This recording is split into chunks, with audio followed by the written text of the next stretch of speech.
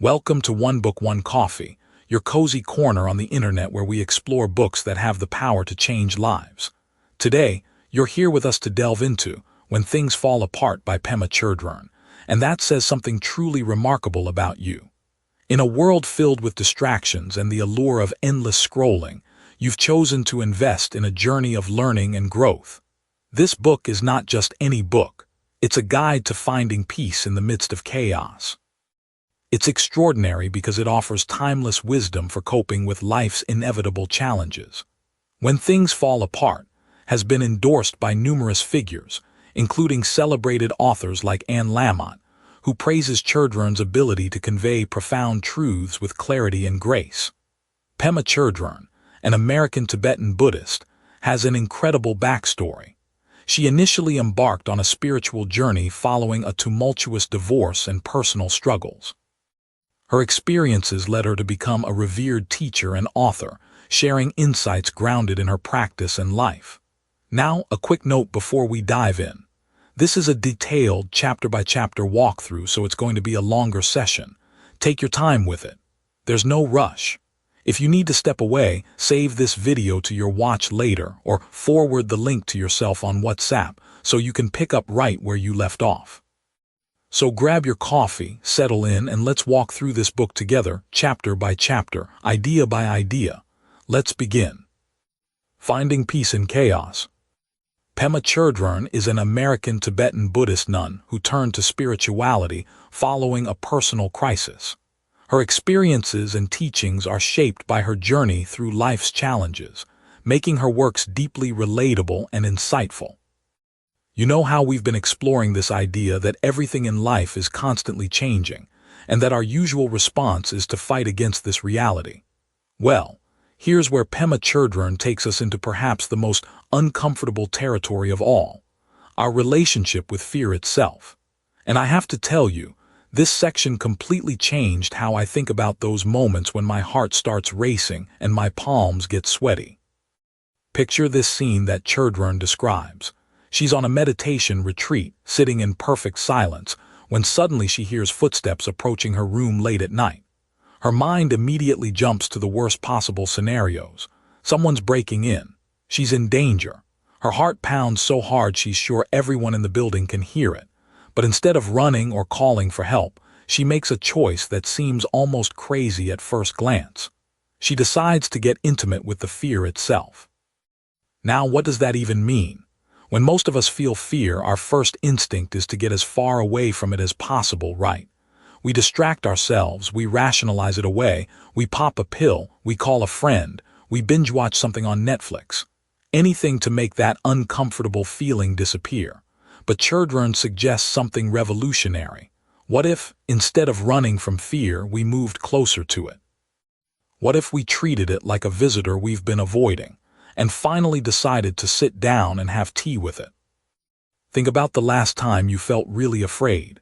Maybe it was before a job interview, or when you had to have a difficult conversation with someone you love, or when you were facing a health scare. Remember that feeling, that tight sensation in your chest, the way your breath gets shallow, how your thoughts start spiraling. Our culture teaches us that these sensations are problems to be solved, enemies to be defeated.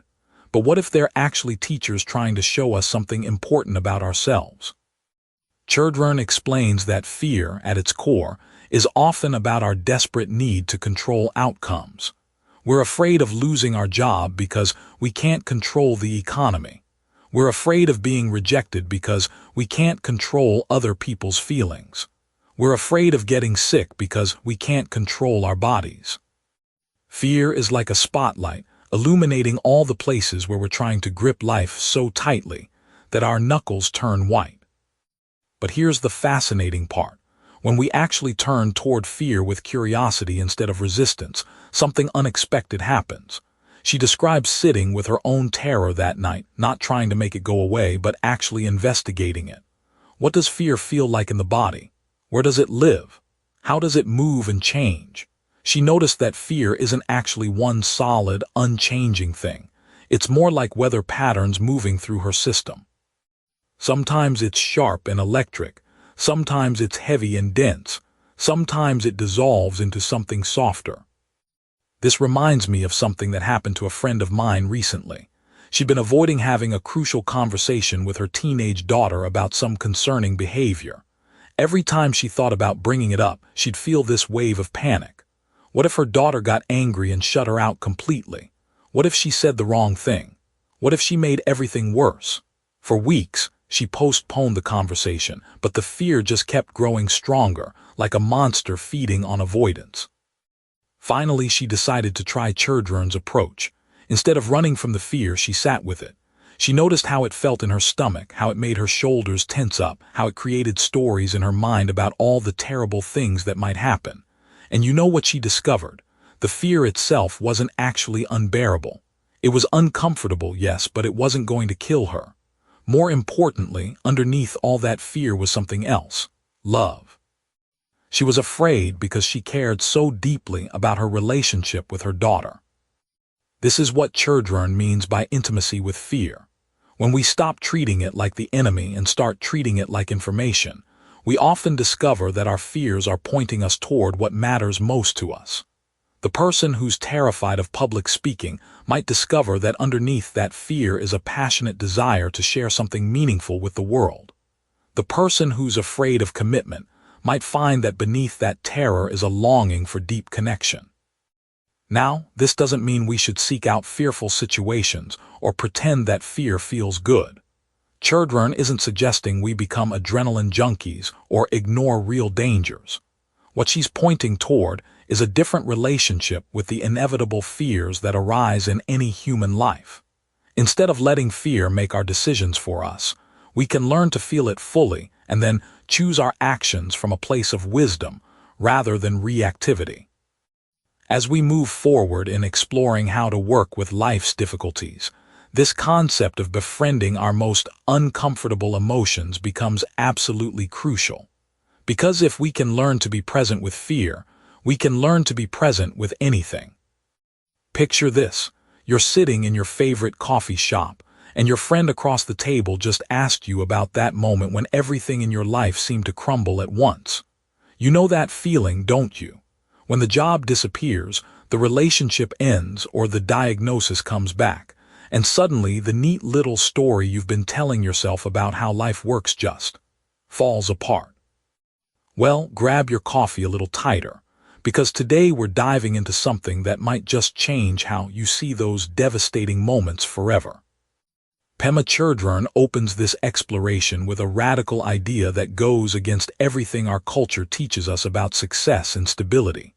She suggests that when things fall apart, when our carefully constructed worlds crumble around us, we're actually being offered a precious gift.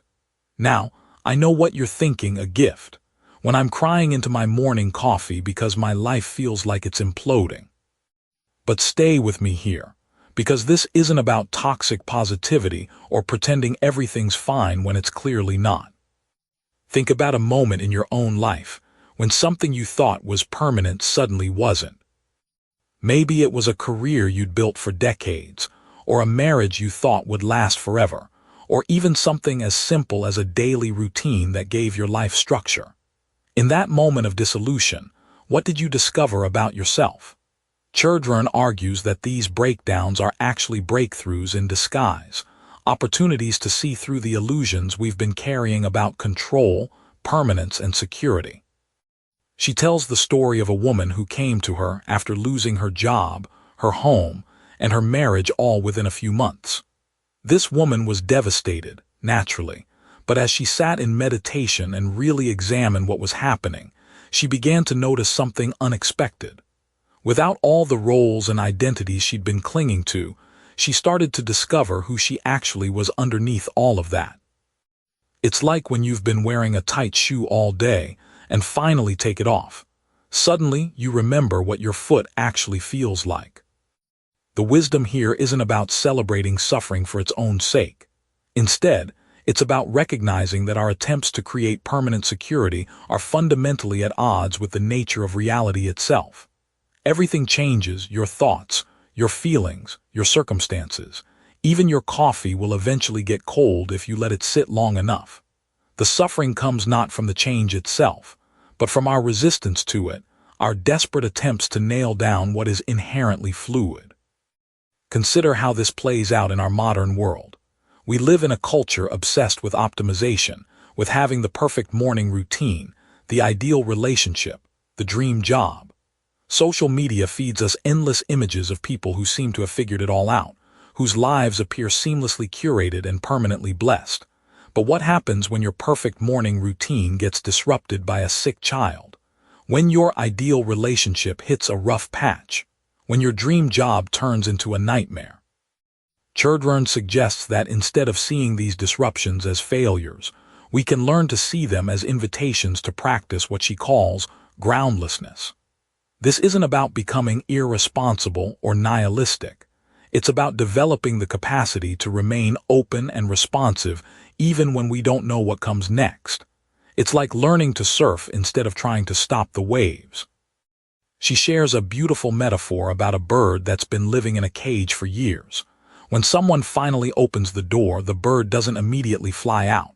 It sits there, confused and afraid, because the cage has become its entire world. Freedom feels dangerous when you've become attached to your limitations. But here's the thing, the door is always open. The question is whether we're willing to step through it, even when we can't see what's on the other side.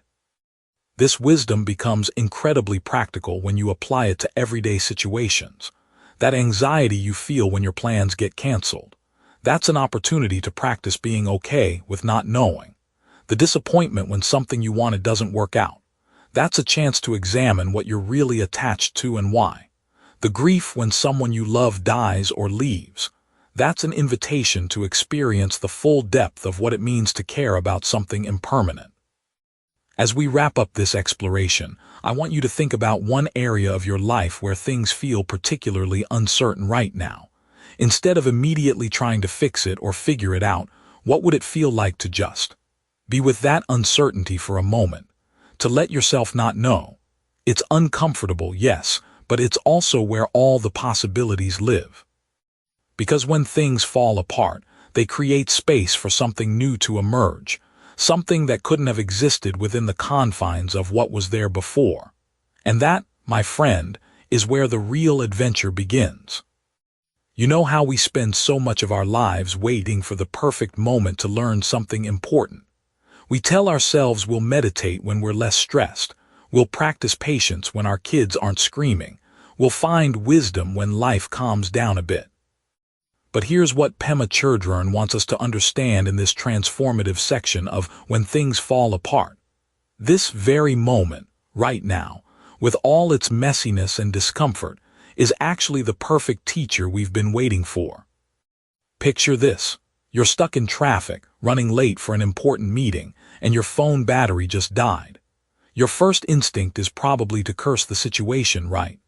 But what if I told you that this exact moment of frustration, this feeling of everything going wrong, is actually offering you a masterclass in something profound? Chödrön suggests that our most uncomfortable moments aren't obstacles to our spiritual growth, they are the curriculum. This idea flies in the face of everything our culture teaches us. We live in a world obsessed with optimization, where every app promises to make our lives smoother, every product claims to eliminate discomfort. We've been conditioned to believe that learning happens in peaceful, controlled environments, maybe a quiet library, a serene retreat center, or at least when we've had our morning coffee and everything is going according to plan. But Chödrön invites us to consider a radical possibility. What if the chaos is the classroom? Think about the last time you were really triggered by something. Maybe it was a passive-aggressive email from a coworker, or watching the news and feeling that familiar surge of anxiety about the state of the world. In that moment of reaction, something fascinating was happening beneath the surface. Your mind was racing, your body was tensing, and you were probably either fighting the feeling or trying to escape it.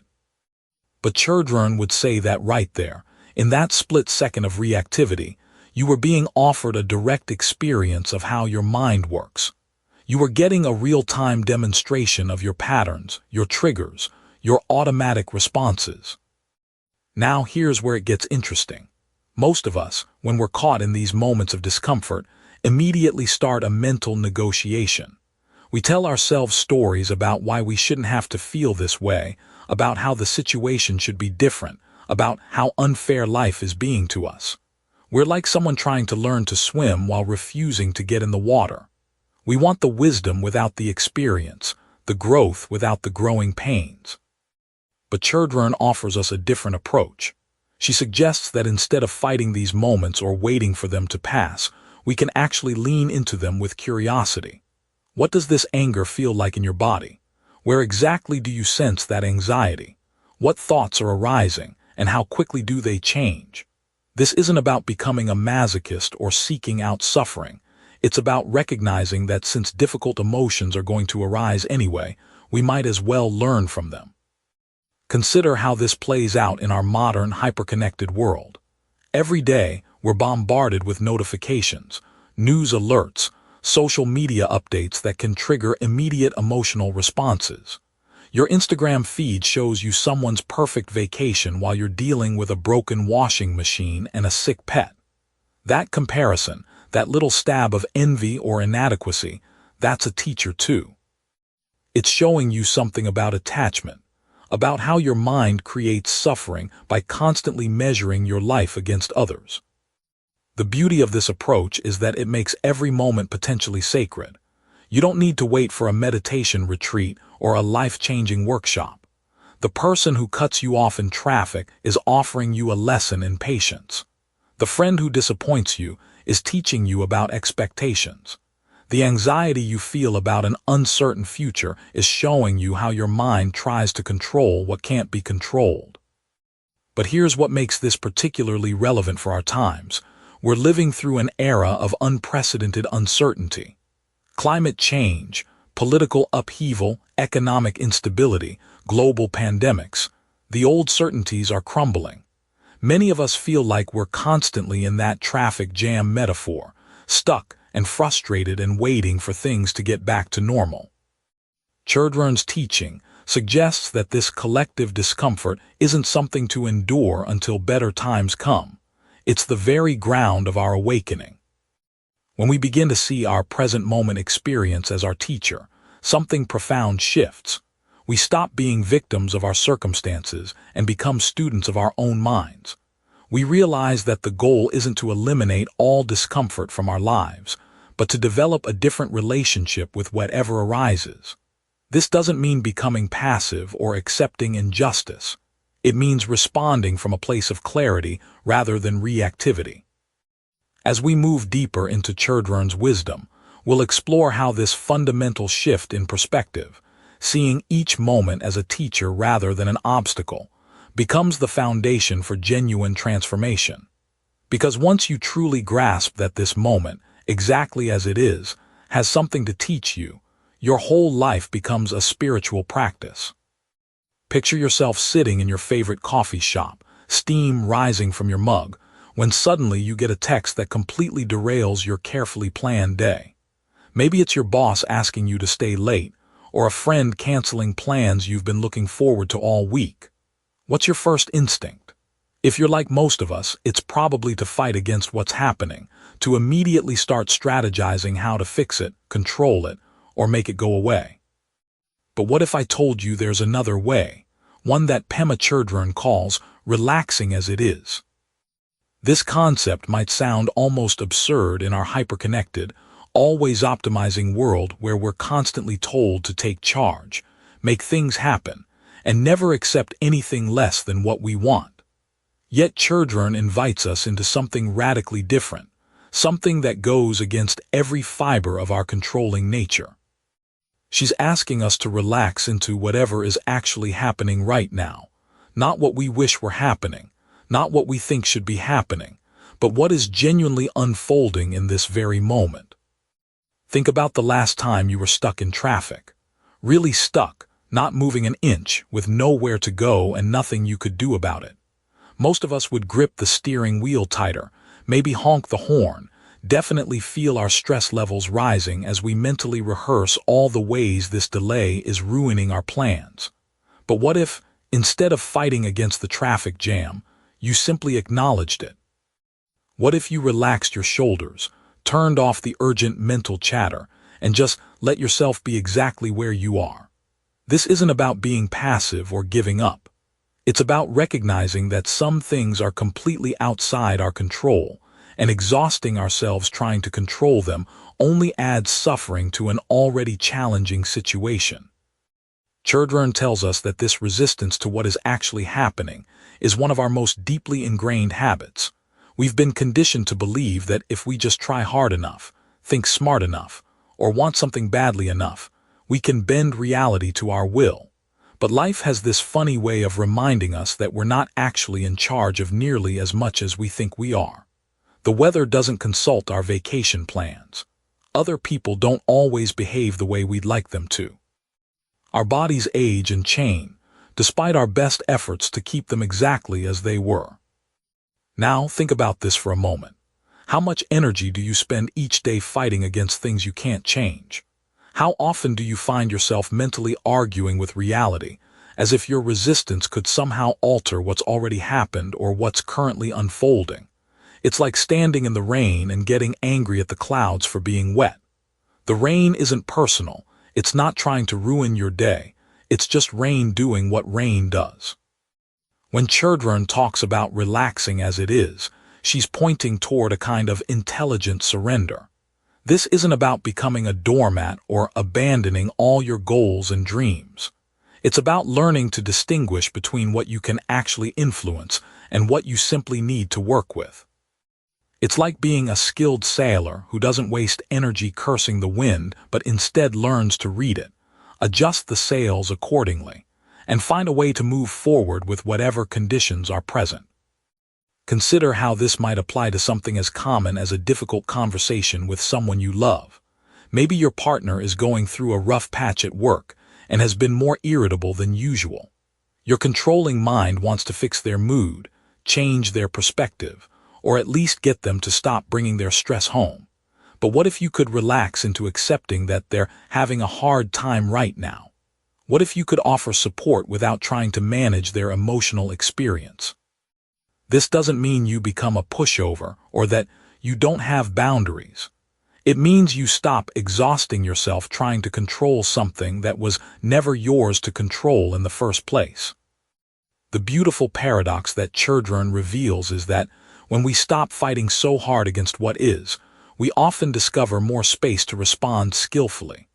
When we're not burning all our energy in resistance, we have more clarity, more creativity, more genuine compassion available. We might notice opportunities we missed when we were too busy being upset about how things weren't going according to plan. This practice of relaxing as it is becomes a gateway to real freedom, not the false freedom of getting everything we want, but the authentic freedom of being at peace with what life actually offers us. It's about learning to dance with uncertainty rather than demanding that life provide us with a detailed choreography in advance. As we settle into this way of being, we might just discover that the very things we thought we needed to control were never the source of our happiness anyway. So you know how we're always rushing toward something, right? Always thinking that happiness, peace, or fulfillment is just around the corner, waiting for us at some imaginary finish line. Well, grab your coffee and settle in, because Pema Chödrön is about to completely flip that script with one of the most liberating concepts in Buddhist philosophy. The path is the goal. Picture this for a moment. You're hiking up a mountain, and instead of constantly craning your neck to see the summit, what if you actually noticed the wildflowers along the trail? What if you felt the cool morning air on your skin, heard the crunch of leaves beneath your feet, and realized that this moment, right here, right now, is exactly where you're supposed to be? That's what Pema is getting at when she talks about the path being the goal. Now, I know what you might be thinking. This sounds like some feel-good philosophy that doesn't translate to real life. But here's where it gets interesting. Chödrön isn't talking about being passive or giving up on your dreams. She's talking about something much more radical, finding completeness in incompleteness, finding peace in the middle of the mess. Think about how we typically approach our problems. We treat them like obstacles to overcome, like speed bumps on our way to the real destination. We tell ourselves, once I get through this difficult relationship, or once I land that job, or once I lose those 20 pounds, then I'll be happy. Then my real life will begin. But what if the difficult relationship, the job search, even those extra 20 pounds are not detours from your spiritual path, but actually are your spiritual path? Pema shares this beautiful story about a student who came to her teacher completely frustrated. This student had been meditating for years, attending retreats, reading all the right books, but still felt anxious, still got angry at his kids, still felt lost sometimes. He was basically asking, when does this spiritual stuff actually start working? And the teacher's response was profound. It's already working. Your awareness of your anxiety, your honesty about your anger, your willingness to keep showing up despite feeling lost, that's the awakening happening right now. This is such a game changer when you really let it sink in. We live in a culture obsessed with outcomes, with before and after photos, with transformation stories that promise you can completely reinvent yourself in 30 days. But what if the messy middle, the part we're usually trying to skip over, is actually where all the real growth happens? Consider how this plays out in our daily lives. You're stuck in traffic, and instead of seeing it as wasted time preventing you from getting to your real destination, what if that traffic jam is an opportunity to practice patience? What if your annoying coworker isn't an obstacle to your peace of mind, but actually your greatest teacher in developing compassion? What if your anxiety isn't a problem to be solved, but a messenger trying to tell you something important about how you're living your life? Chödrön talks about this concept called groundlessness, the idea that there's actually no solid ground beneath our feet, no permanent security we can cling to. And instead of seeing this as terrifying, she suggests we can learn to find freedom in this uncertainty. When we stop trying to create solid ground where none exists, when we stop waiting for life to become predictable and comfortable, we can actually start dancing with whatever shows up. Here's a modern example that might resonate. Think about social media and how we curate our lives to look like we've arrived somewhere special. We post the highlight reel, the vacation photos, the success stories. But what if we shared the struggles too? What if we posted about the awkward conversation with our teenager, the day we felt completely overwhelmed at work, the moment we realized we don't have it all figured out? That vulnerability, that willingness to be seen in our imperfection, that's actually what connects us to each other and to something deeper within ourselves. The path being the goal doesn't mean we stop having aspirations or working toward positive change. It means we stop postponing our lives until some imaginary future when everything will be perfect. It means we find richness in the ordinary moments, wisdom in our mistakes, and beauty in our perfectly imperfect human experience. As we wrap up this exploration of the path as the goal, I want you to consider this question. What if you're already exactly where you need to be? Not because your circumstances are perfect, but because this moment, with all its challenges and uncertainties, is offering you exactly what you need to grow. That's the invitation Pema Chödrön extends to us, to stop waiting for our real life to begin and to recognize that it's been happening all along. Picture this. You're sitting alone in a coffee shop, watching people hurry past the window, each lost in their own world, and suddenly you feel it, that familiar pang of loneliness. Maybe you reach for your phone, scroll through social media, anything to fill that uncomfortable space. But what if I told you that Pema Chödrön suggests we've got loneliness all wrong? What if, instead of running from it, we could actually befriend it? In this profound section of When Things Fall Apart, Chödrön introduces us to something that might sound paradoxical at first: 6 different kinds of loneliness that, rather than being obstacles to overcome, are actually gateways to deeper understanding and growth. Now, before you think this sounds like spiritual masochism, stay with me here, because what she's offering is revolutionary in our hyperconnected yet deeply isolated world. The first kind of loneliness Chödrön describes is what she calls less desire, that space where we stop constantly reaching for the next thing, the next experience, the next person to complete us. Think about how often we fill our days with endless activities, streaming shows, social media scrolling, shopping, anything to avoid sitting with ourselves. But in this first loneliness, we begin to recognize that this constant grasping actually keeps us from experiencing genuine contentment. It's like finally putting down a heavy bag you didn't realize you were carrying. The relief is immediate, but so is the unfamiliar lightness. She tells a story that perfectly captures this. Imagine a person who's always been the life of the party, always surrounded by people, always planning the next adventure. Then one day, maybe through circumstance or choice, they find themselves alone for an extended period. The initial panic gives way to something unexpected, a kind of spaciousness they'd never experienced before. Without the constant need to entertain others or be entertained, they discover aspects of themselves that had been buried under layers of social performance. The second loneliness involves contentment, and here's where things get really interesting. In our culture, contentment often feels like giving up, like settling for less. But Chödrön suggests that true contentment is actually radical. It's the courage to be okay with what is, right now, without needing to improve it, fix it, or escape from it. This doesn't mean becoming passive or complacent. It means finding a deep well of okayness that doesn't depend on external circumstances changing. Consider the modern epidemic of FOMO, the fear of missing out. We scroll through Instagram seeing everyone else's highlight reels and feel like we're somehow failing at life. But this second loneliness invites us to ask, what if nothing is missing? What if this moment, exactly as it is, with all its ordinariness or even its pain, is complete? It's a radical shift from our consumer culture's message that we're always lacking something. The third kind of loneliness Chödrön explores is avoiding unnecessary activities.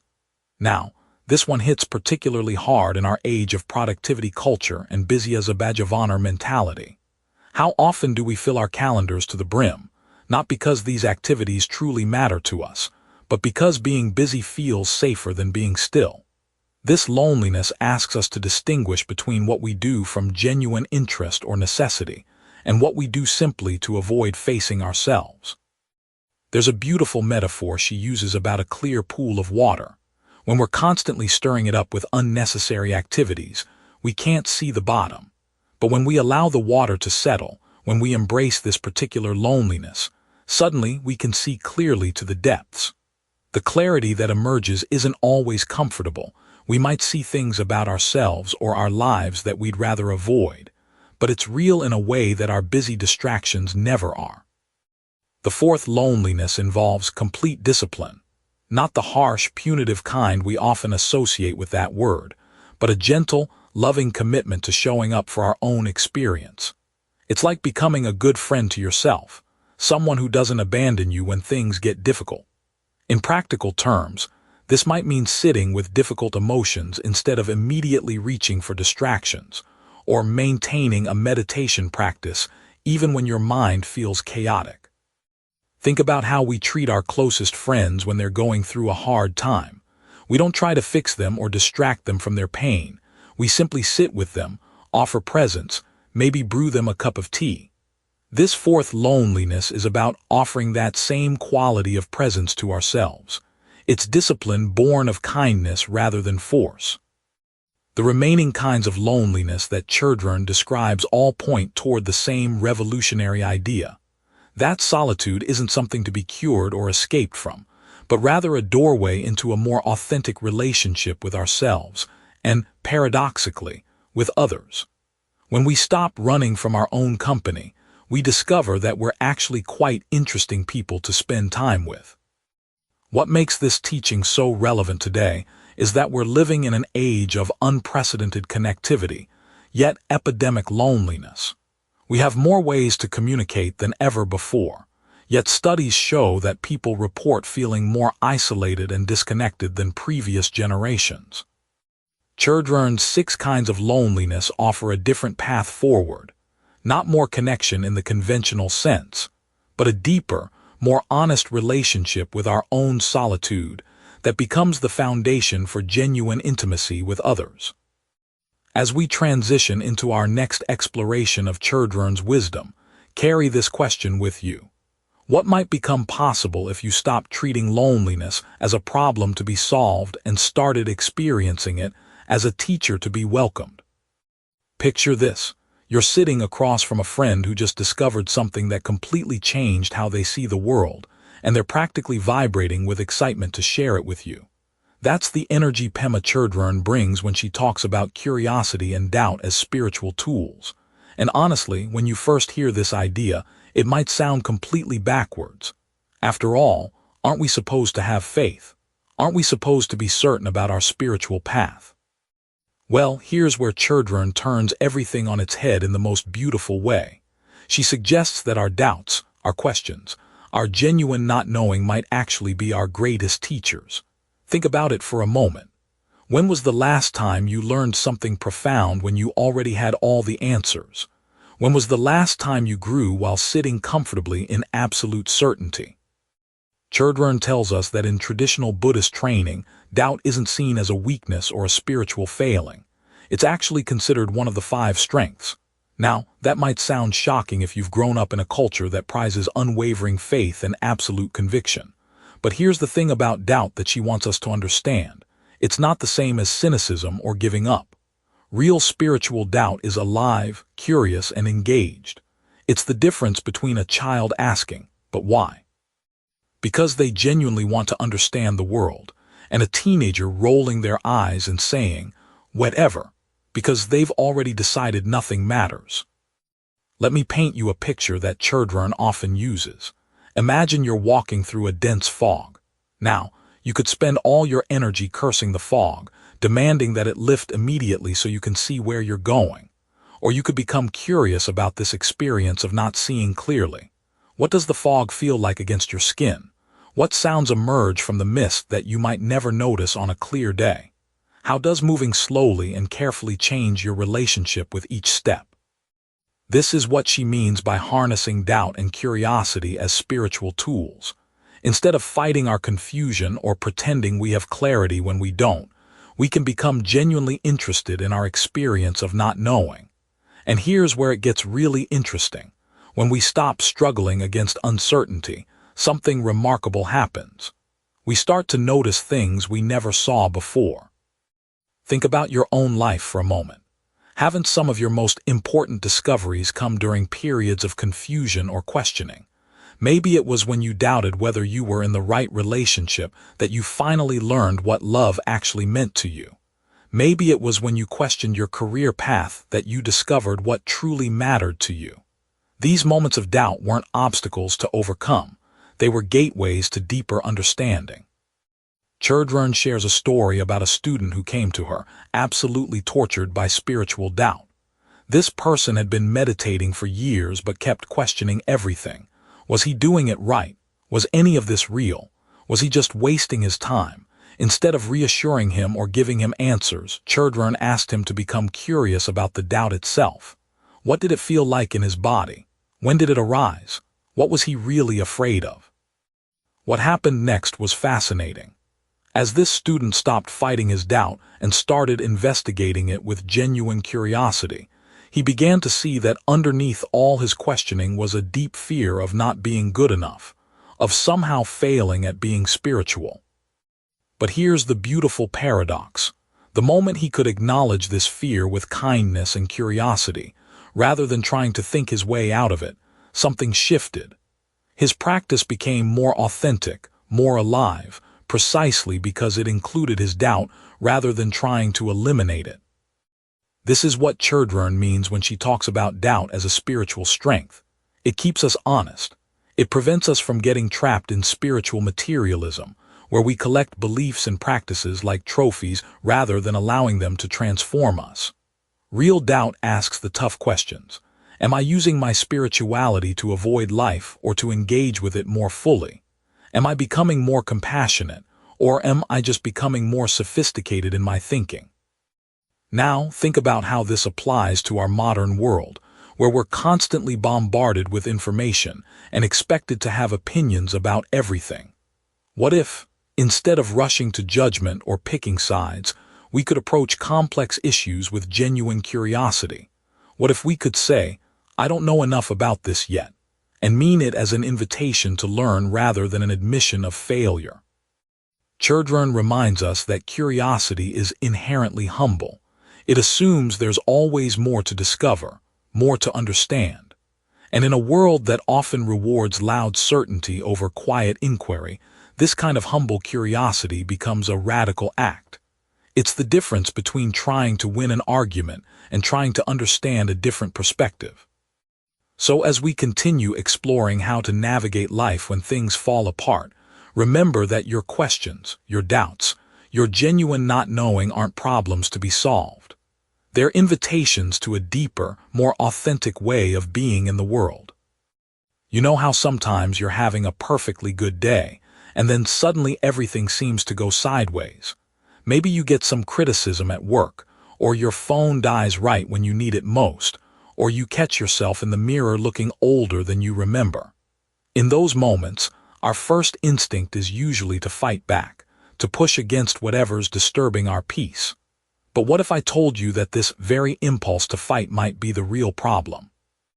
This is exactly what Pema Chödrön explores when she talks about nonaggression and what Buddhist tradition calls the four maras, those sneaky obstacles that seem to pop up just when we're making spiritual progress. Picture this scenario with me for a moment. You're sitting in meditation, finally feeling centered and peaceful, when suddenly your mind starts racing with worries about tomorrow's presentation. Your immediate reaction might be to get frustrated with yourself, to clench your jaw and try to force those thoughts away. But here's where Chödrön offers us something revolutionary. What if, instead of going to war with these interruptions, we could learn to meet them with what she calls nonaggression? It's not about becoming passive or doormat-like. Think of it more like becoming a skilled Aikido master who redirects energy rather than meeting force with force. The four maras that Chödrön describes are like those persistent relatives who show up uninvited to every family gathering. First, there's the mara of emotional reactivity, those moments when anger, jealousy, or fear hijack our entire system. We've all been there, right? Someone cuts you off in traffic, and suddenly you're not just annoyed, you're composing an entire speech about the decline of human decency. The second mara is what she calls the mara of passion, that grasping quality where we become addicted to our own pleasure and comfort. Think about how we refresh social media obsessively, always seeking that next little hit of validation or entertainment. Then there's the mara of fear of death, which isn't just about physical death but about our terror of impermanence itself. We see this everywhere in our culture's obsession with anti-aging, with preserving things exactly as they are, with our panic when our favorite restaurant closes or when our children grow up and move away.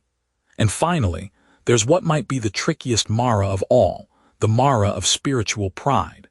This one's particularly sneaky because it disguises itself as wisdom. It's that voice that says, "Look how enlightened I am compared to these other people." Or, "I've read so many spiritual books, I really understand suffering now." Now, think about this for a moment. How do we usually deal with these obstacles when they arise? Most of us have been trained to see them as enemies to be defeated. We strategize, we resist, we try to build walls against them. But Chödrön suggests something that might sound almost radical in our achievement-oriented culture. What if these maras aren't actually obstacles to our spiritual growth, but essential parts of the journey itself? What if they're more like those challenging personal trainers who push us exactly where we need to be pushed? Here's a story that really brings this home. Imagine a woman who's been meditating for years, feeling quite accomplished in her practice. One day, her teenage daughter comes home and announces she's dropping out of college to follow a band around the country. Immediately, all four maras show up for the party. There's emotional reactivity in the form of panic and anger. There's the grasping mara desperately trying to control the situation and preserve her image as a good parent. Fear of death appears as terror about her daughter's future and her own failure as a mother. And spiritual pride whispers, "If you were really evolved, you wouldn't be reacting this way." The conventional approach would be to fight these feelings, to suppress them or analyze them to death. But non-aggression offers a completely different path. Instead of going to war with these Maras, what if this mother could learn to say, "Oh, hello emotional reactivity, I see you're here. Hello fear, hello grasping, hello pride. You're all welcome to stay, but you don't get to drive the car." This isn't about becoming a pushover or pretending everything's fine. It's about developing what Chödrön calls unconditional friendliness toward our own experience. Think about how this might change your daily life. Instead of beating yourself up for feeling jealous when your friend gets promoted, you could recognize jealousy as just another visitor in the guest house of your mind. Instead of panicking when you feel lonely, you could practice sitting with loneliness like you might sit with an old friend who's going through a hard time. This doesn't mean we become passive or stop taking appropriate action in our lives. It means we stop adding the second arrow of self-aggression to whatever we're already experiencing.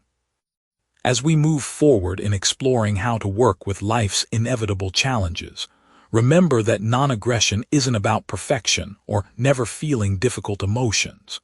It's about developing the courage to stay present with whatever arises, knowing that our willingness to be with our experience exactly as it is might be the most radical and transformative practice of all. Picture yourself sitting across from a wise friend who's about to share something that might just change how you see your entire life. That's exactly what Pema Chödrön does in this profound section on growing up spiritually. And trust me, this isn't the kind of growing up your parents nagged you about when you were 12. You know that moment when you realize you've been living your life like you're still waiting for someone else to fix everything. Maybe it hits you during a particularly rough breakup, or when you're staring at your bank account wondering how you got here, or perhaps it's something as simple as catching yourself blaming traffic for ruining your entire day. Chödrön calls this our spiritual adolescence, and honestly, most of us are stuck their way longer than we'd like to admit. Think about how a teenager approaches problems. Everything feels like the end of the world, right? They want immediate solutions. They blame external circumstances for their misery, and they're constantly looking for someone else to make things better.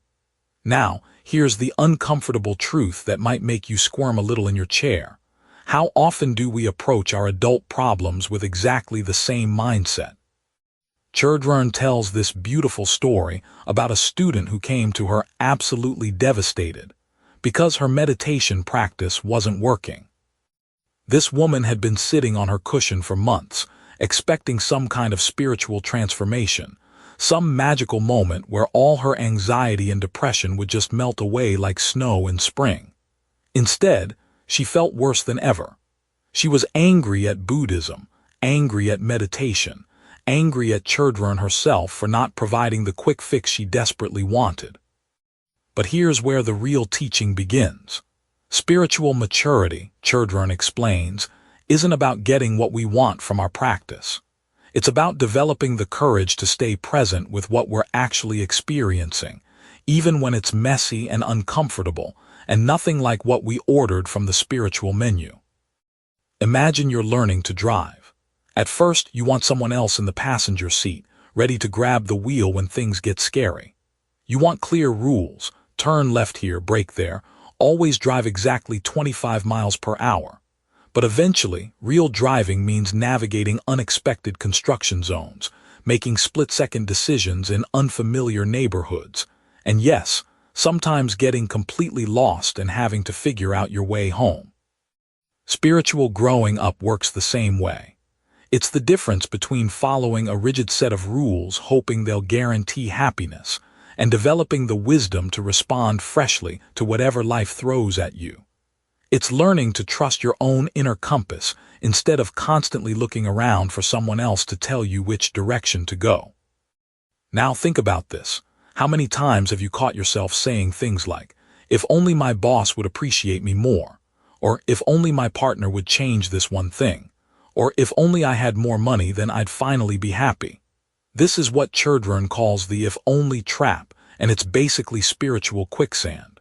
The more we struggle against our current reality, demanding that it be different before we can find peace, the deeper we sink into suffering.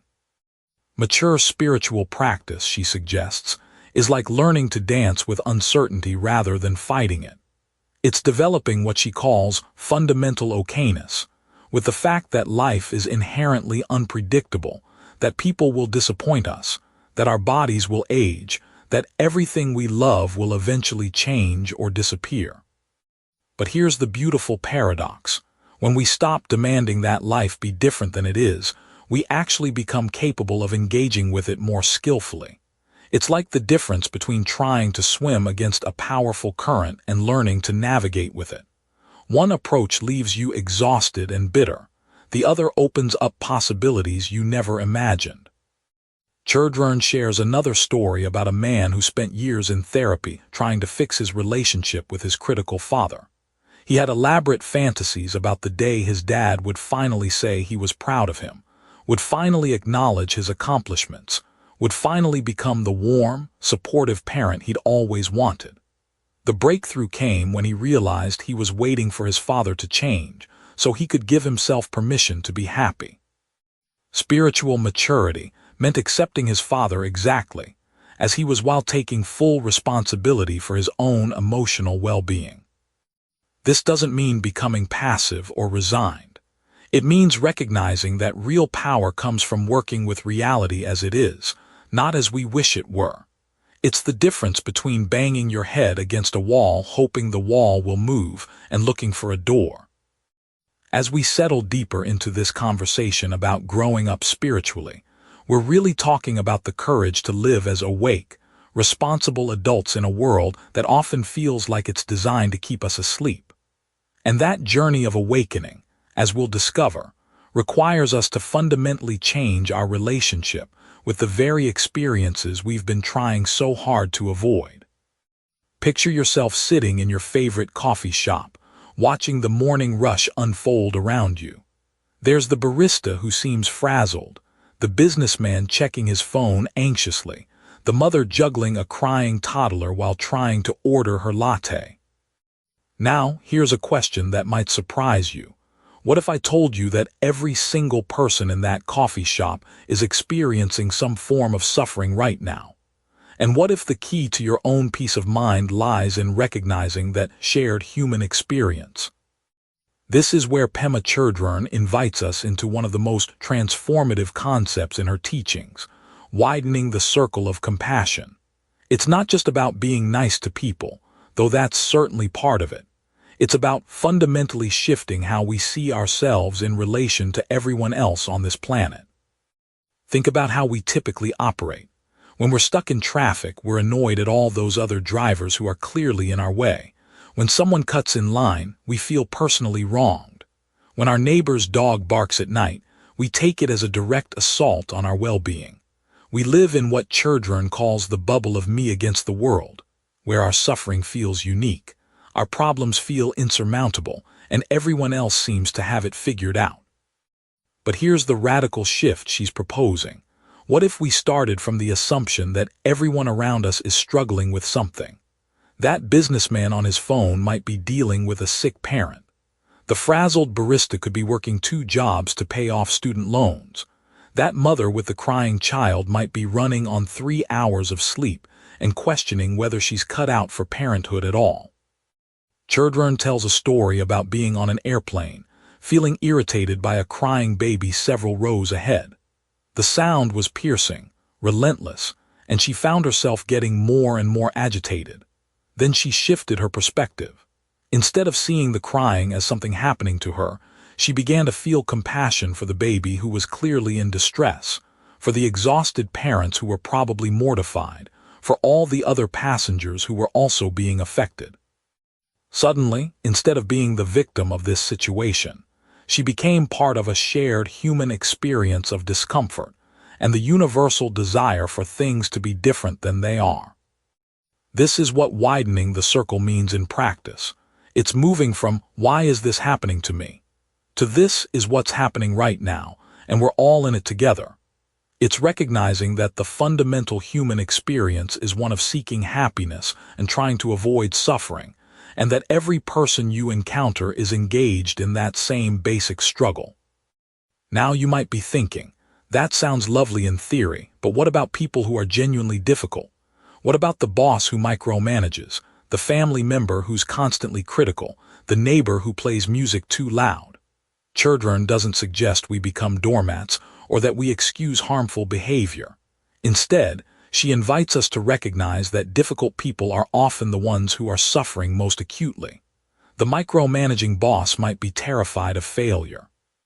The critical family member could be projecting their own self-doubt. The inconsiderate neighbor might be dealing with depression or loneliness. This doesn't mean we have to like everyone or agree with their actions. It means we can hold space for the complexity of human experience. We can set boundaries while still maintaining compassion. We can protect ourselves while recognizing that hurt people often hurt people. Here's where this gets really practical in our modern world. Think about social media, where it's so easy to dehumanize people who disagree with us politically or socially.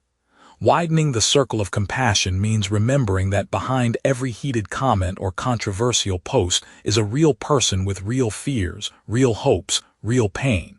It means asking ourselves, what might this person be afraid of? What are they trying to protect or preserve? Chödrön suggests a simple practice that you can try right now. When you encounter someone who irritates or frustrates you, silently offer them this wish. May you be happy. May you be free from suffering. May you find peace. You don't have to mean it at first. You don't have to like the person. You're simply practicing expanding your capacity to see others as fellow human beings, rather than obstacles to your own happiness. The beautiful paradox of this practice is that it actually makes us happier. When we're constantly defending ourselves against the world, we're exhausted. When we can soften into the recognition that we're all struggling together, we find a kind of relief. We're no longer carrying the burden of being the only one who's having a hard time. As we move forward in our exploration of how to work with life's inevitable challenges, this foundation of expanded compassion becomes crucial. Because when things fall apart in our own lives, we need all the connection and support we can get. And that support becomes available when we remember that falling apart is simply part of the human experience we all share. Picture this. You're sitting in a crowded coffee shop, watching people rush by outside, all seemingly moving in the same direction with such certainty. Everyone appears to know exactly where they're going and what they should be doing. But here's what Pema Chödrön wants us to consider in this profound section of When Things Fall Apart.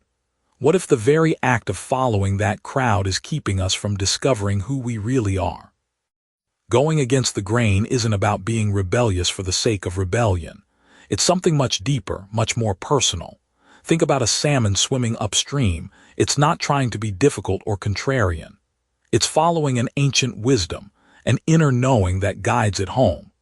Chödrön suggests that we, too, have this inner compass, but we've been taught to ignore it in favor of external validation and societal expectations. Now, consider how many decisions you make in a single day based on what you think you should do rather than what feels authentic to you. From the career path you've chosen to the way you spend your weekends, how much of your life is shaped by invisible pressures to conform.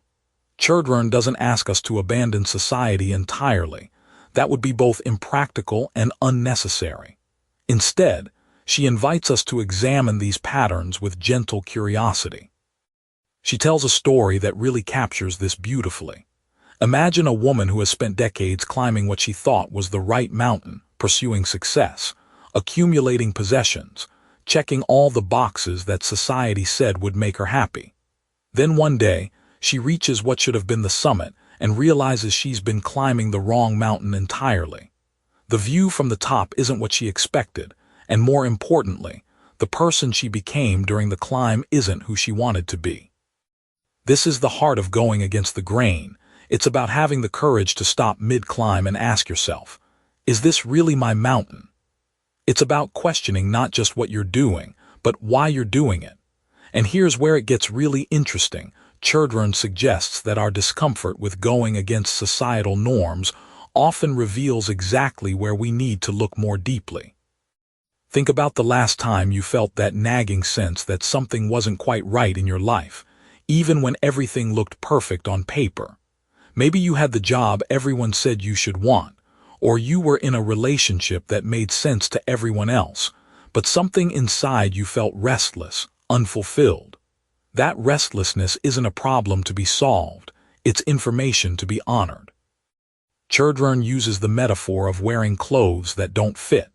You can force yourself into them. You can convince yourself they look fine. You can even get compliments from others who think you look great. But you'll spend the entire day uncomfortable, constantly adjusting, never quite feeling at ease. Going against the grain is like finally taking off those ill-fitting clothes and putting on something that actually suits you, even if it's not what everyone else is wearing. But here's where it gets challenging in our modern world. We're bombarded with images and messages about how we should live, what we should value, what success should look like. Social media amplifies this exponentially. We see curated versions of everyone else's lives and unconsciously measure ourselves against these impossible standards. Chödrön's wisdom feels particularly relevant here, because she's asking us to step back from all that noise and listen to something quieter but more authentic. She shares insights about students who came to her meditation retreats feeling lost, not because their lives were falling apart in obvious ways, but because they had successfully built lives that felt hollow. These weren't people facing dramatic crises. They were people who had followed all the rules and found themselves spiritually bankrupt. Their willingness to question everything, to go against the grain of their own established patterns, became the beginning of genuine transformation. The practical wisdom here isn't about making dramatic life changes overnight. It's about developing what Chödrön calls intelligent rebellion, the ability to distinguish between what serves your authentic growth and what merely serves social expectations. It might be as simple as choosing to spend a Saturday morning in nature instead of running errands, or as significant as changing careers to align with your values rather than your bank account. What makes this approach so powerful is that it's not about rejecting everything external, but about developing the discernment to know what truly nourishes you. It's about having enough self-respect to honor your own experience, even when it doesn't match the template others have laid out for you. As we move forward in exploring how things fall apart, remember that going against the grain isn't about creating more chaos in your life. It's about aligning with a deeper order, one that comes from within rather than from the expectations swirling around you. Picture this: you're scrolling through your social media feed, and it feels like the world is on fire. Political arguments, family drama, work stress, global crises. Everywhere you look, there's turbulence, chaos, and conflict. Now, in the middle of all this noise, imagine what it would look like to be a servant of peace. Not someone who runs away from the chaos, but someone who walks right into it carrying something different, a quality of presence that actually transforms the energy around them. Pema Chödrön introduces us to this radical idea in what might be one of the most challenging yet beautiful concepts in When Things Fall Apart. She's not talking about becoming some kind of spiritual superhero or floating above human problems on a cloud of meditation cushions. She's talking about something much more grounded and, honestly, much more difficult: learning to be a force of peace right in the middle of life's messiness. Think about this for a moment. What does it actually mean to serve peace? Most of us, when we think about peace, imagine the absence of conflict. We picture quiet meditation retreats, serene mountain lakes, or maybe just a moment when our phone stops buzzing with notifications. But Chödrön is pointing to something entirely different. She's suggesting that real peace isn't about finding the perfect conditions where nothing disturbs us. It's about developing the capacity to remain open, curious, and compassionate even when everything around us is falling apart. She tells the story of a woman who worked in a refugee camp, surrounded by unimaginable suffering and loss. Every day, this woman encountered people who had lost everything: their homes, their families, their sense of safety in the world. Now, you might think that being a servant of peace in such a place would mean trying to fix everything, to solve all the problems, to make the pain go away. But that's not what happened. Instead, this woman learned to simply be present with the suffering without trying to escape it or fix it. She offered something much more precious than solutions. She offered her willingness to stay open in the face of heartbreak. This is where Chödrön's teaching gets really interesting, and frankly, really challenging for those of us living in a culture obsessed with quick fixes and positive thinking. She's suggesting that our usual responses to conflict and pain, trying to control the situation, blame someone, or escape into distractions, actually create more turbulence, not less. It's like trying to calm rough water by hitting it with a stick. The harder we fight against what's happening, the more chaos we create. But here's the beautiful paradox she reveals. When we stop fighting reality and start working with it, something magical happens.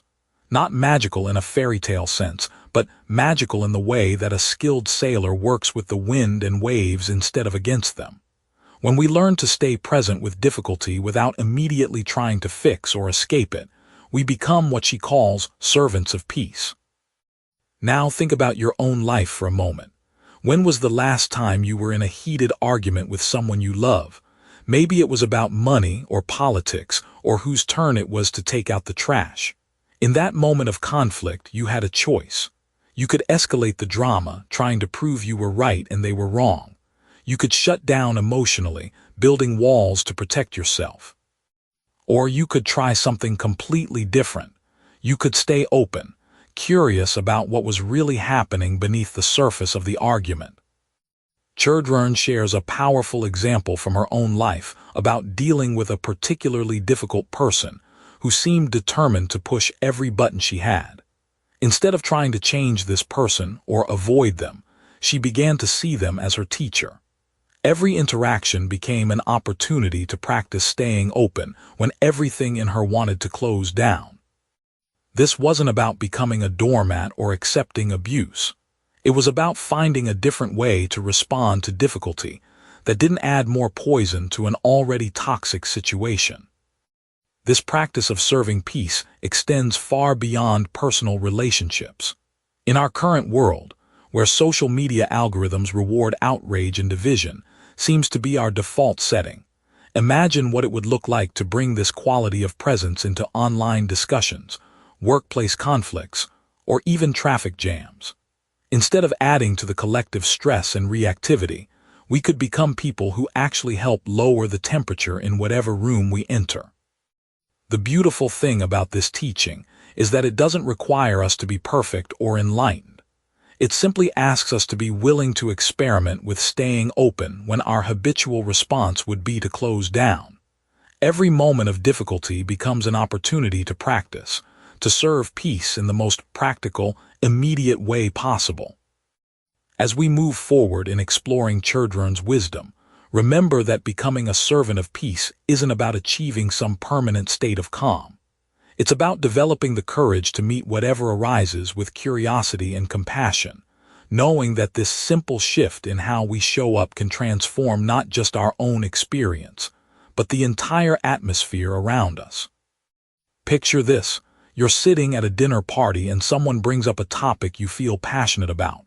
Maybe it's politics, maybe it's how to raise children, or perhaps it's something as simple as the best way to make coffee. You can feel your body tense up, your jaw clench slightly, and suddenly you're not just sharing a perspective, you're defending a fortress. Sound familiar? Pema Chödrön would say you've just encountered one of the most subtle yet powerful prisons we create for ourselves. Our attachment to our opinions. Now, before you think this is about becoming some wishy-washy person who stands for nothing, take a breath. Chödrön isn't suggesting we become doormats or abandon our values. She's pointing to something much more nuanced and, frankly, much more liberating. She's talking about the difference between having opinions and being enslaved by them. Think about the last time you got into an argument, really got into one. Not just a casual disagreement, but one of those heated exchanges where you could feel your heart racing and your mind frantically searching for the perfect comeback. What was really happening there? Were you genuinely trying to understand the other person's perspective, or were you desperately trying to prove that your view was the only correct one? If we're honest with ourselves, it's usually the latter. Chödrön tells us that our opinions often become like armor we wear to protect ourselves from the uncertainty of not knowing. When someone challenges our view on parenting, for instance, they're not just questioning our thoughts, they're threatening our identity as a good parent. When someone disagrees with our political stance, it can feel like they're attacking our moral worth. But here's the thing. This armor, while it might feel protective, actually cuts us off from genuine connection and learning. She shares a beautiful story about a student who came to her absolutely furious about a political situation. The student was so worked up, so certain about who was right and who was wrong, that they couldn't see anything beyond their own outrage. Chödrön didn't try to change the student's mind about the politics. Instead, she asked them to notice what it felt like in their body to hold onto that anger so tightly. The student discovered that their righteousness was actually creating tremendous suffering within themselves. This is where things get really interesting. Chödrön suggests that our attachment to opinions is often rooted in fear. Fear of being wrong, fear of not mattering, fear of chaos if we don't have everything figured out. But what if, instead of fighting to defend our positions, we could hold them more lightly? What if we could say, "This is how I see things right now based on my current understanding," rather than, "This is the absolute truth, and anyone who disagrees is an idiot." Imagine how different your relationships would be if you approached disagreements with curiosity rather than defensiveness. Picture yourself in that dinner party scenario again, but this time when someone shares a different viewpoint. Instead of immediately formulating your rebuttal, you find yourself genuinely wondering, how did they come to see it that way? What experiences shaped their perspective? This doesn't mean you have to agree with everything or abandon your principles. It means you're creating space for learning and genuine dialogue. Chödrön points out that when we're rigidly attached to our opinions, we miss so much. We miss the opportunity to learn something new. We miss the chance to understand another human being. We miss the possibility that our current view, while valid, might not be the complete picture. She uses the metaphor of trying to see the whole sky through a keyhole. Our opinions, when held too tightly, become that tiny keyhole, limiting our view of the vast complexity of life. In our modern world, this teaching feels more relevant than ever. Social media has created echo chambers where our opinions get reinforced constantly, making them feel more solid and unquestionable than ever before. We're bombarded with information that confirms what we already believe and algorithms that shield us from challenging perspectives. But Chödrön's wisdom cuts through all of this digital noise to remind us of something profound. The willingness to question our own certainties is not a weakness. It's the foundation of wisdom. So the next time you feel that familiar tightness when someone disagrees with you, try this. Instead of asking yourself how you can prove them wrong, ask yourself what you might learn if you really listened. Notice what it feels like to hold your opinion a little more loosely, like sand in an open palm rather than a rock in a clenched fist. This simple shift can transform not just your conversations, but your entire relationship with the beautiful, messy, ever-changing nature of being human. Picture this. You're sitting with a wise teacher who's about to share something they've never told anyone else before. That flutter of anticipation you feel, that's exactly what Pema Chödrön captures when she talks about receiving secret oral instructions in Tibetan Buddhism. But here's the beautiful irony she reveals to us over our coffee today. These so-called secrets aren't hidden formulas or mystical incantations. They're actually the most ordinary, accessible truths about being human that we've been overlooking our entire lives.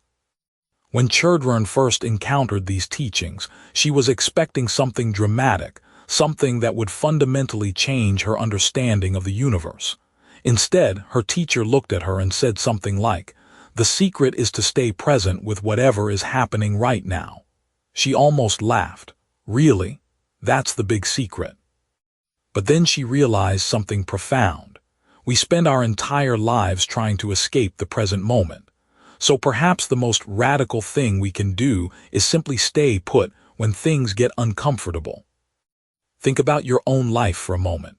How often do you find yourself mentally time traveling, When you're stuck in traffic, you're already rehearsing what you'll say in that meeting.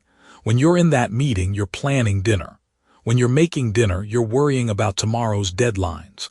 We're like escape artists, constantly breaking out of whatever moment we're actually living in.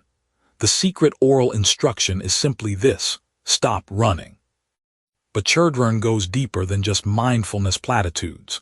She explains that these teachings were traditionally passed down orally because they can't be truly understood intellectually. They have to be lived, felt, experienced in your bones. It's like trying to explain the taste of chocolate to someone who's never had it. You can use all the words in the world, but until that sweetness hits their tongue, they won't really know what you're talking about. One of the most powerful insights she shares is about what she calls the wisdom of no escape. Now, think about this for a second. Our entire consumer culture is built on the premise that there's always somewhere else to go, something else to buy, someone else to become. Feeling anxious. There's an app for that. Feeling lonely. Swipe right. Feeling unfulfilled. Maybe you need a new career, a new relationship, a new city. But what if the very act of seeking escape is what keeps us trapped?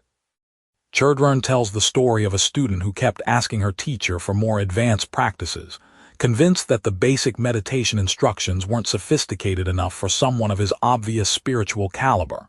The teacher kept giving him the same simple instruction: just sit and breathe. The student grew increasingly frustrated until one day, mid-tantrum, he suddenly understood. The instruction wasn't simple because it was basic. It was simple because it was complete. Everything he needed was already there in that breath, in that moment of sitting still. This reminds me of how we approach our problems today. We're always looking for the hack, the shortcut, the secret technique that will finally fix us. We download meditation apps but get frustrated when enlightenment doesn't arrive in 30 days. We read self-help books but skip the exercises because we're sure we can think our way to transformation. But the secret instruction is always the same. Show up, stay present, and stop trying to edit your experience. Here's where it gets really interesting. Chödrön explains that these teachings work precisely because they don't work the way we expect them to. When we try to use presence as a tool to feel better, to escape discomfort, we've missed the point entirely. The instruction isn't be present so you'll feel peaceful. It's be present, period. Sometimes presence feels peaceful, sometimes it feels terrible, sometimes it feels boring. The secret is learning to be okay with not being okay. She shares a beautiful analogy about clouds and sky. We tend to identify with our emotions and thoughts like we're the clouds, dark and stormy, or light and fluffy, constantly changing shape and intensity. But the secret instruction points us toward identifying with the sky itself, vast, unchanging, capable of holding all weather without being disturbed by any of it. Your anxiety is weather. Your joy is weather.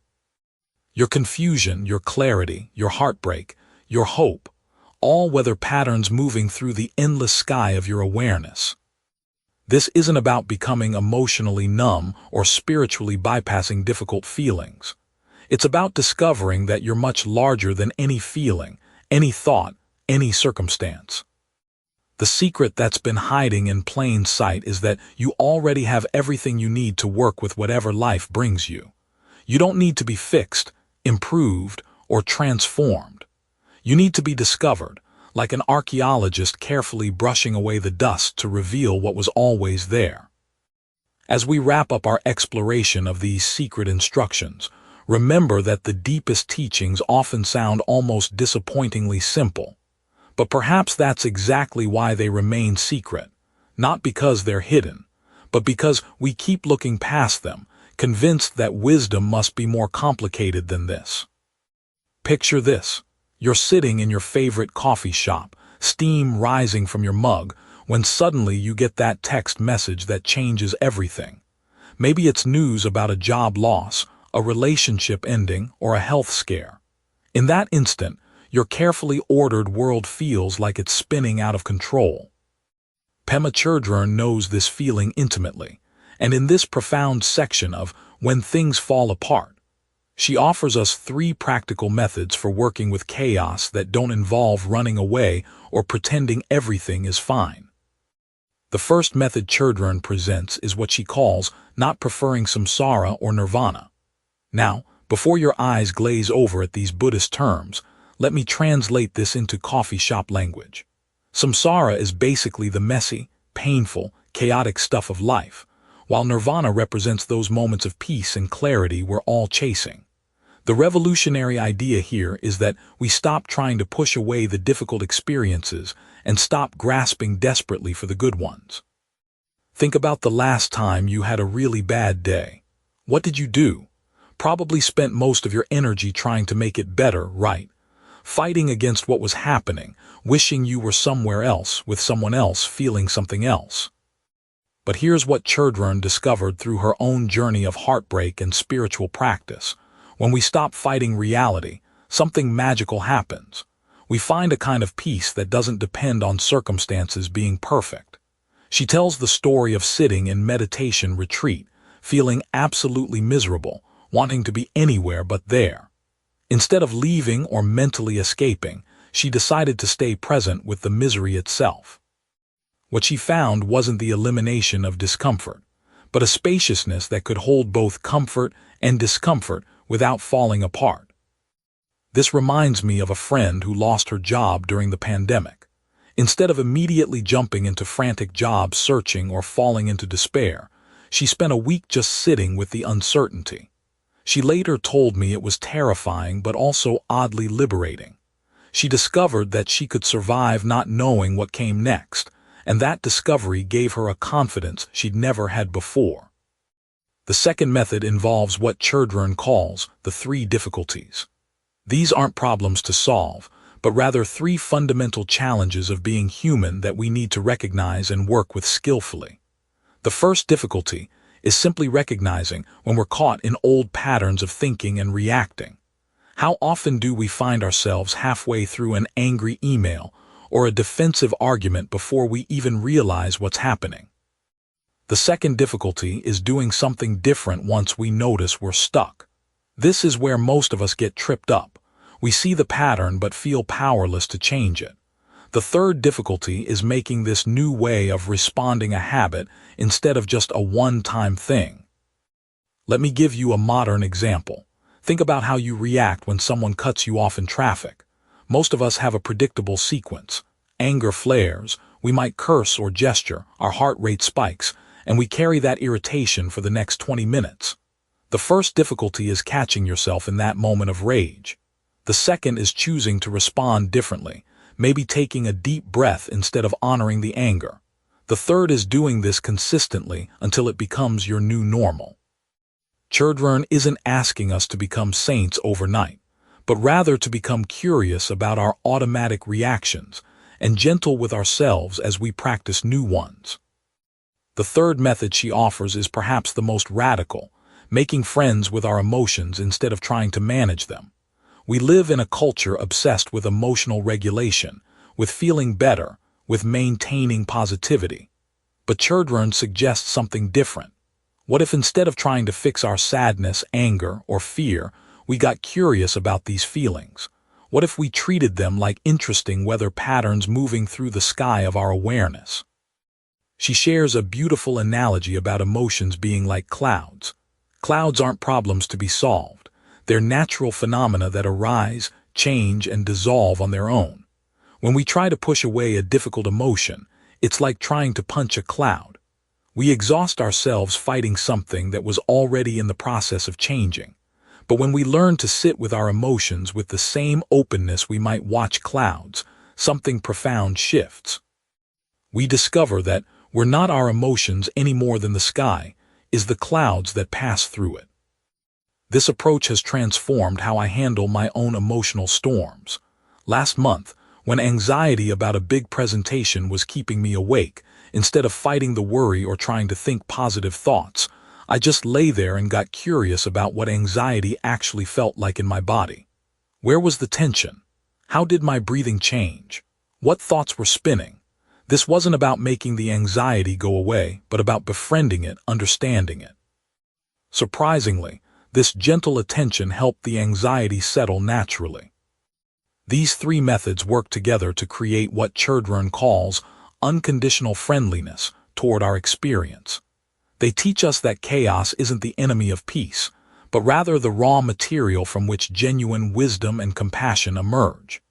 As we'll discover in our next exploration, this friendliness toward difficulty opens doors to a kind of fearlessness that doesn't depend on everything going our way. In When Things Fall Apart, Pema Chödrön guides us through the complexities of life with profound simplicity, urging us to embrace chaos as a path to healing. Her teachings revolve around the idea that uncertainty and vulnerability are integral to human experience and growth. Here are some key takeaways that you can apply to your life. 1. Embrace the unknown. Life is unpredictable, and resisting this fact only causes more suffering. Instead, start incredibly small by acknowledging uncertainty in daily situations. Whether it's a change in schedule or an unexpected challenge, remind yourself that it's okay not to have all the answers.